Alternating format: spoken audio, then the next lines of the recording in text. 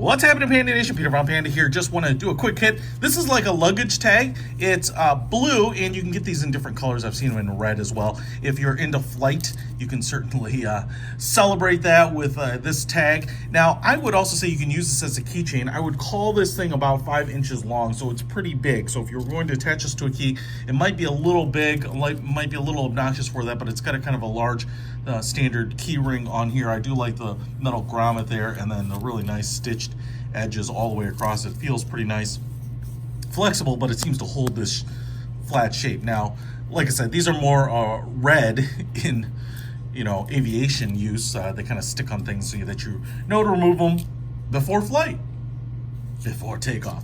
So if you're into that, you want to flag your luggage when it's checked so that you can see it more obviously on the carousels, whatnot. Just attach it to your airplane key, what have you. I will put a link to it in the description. Peter Von Panda, out.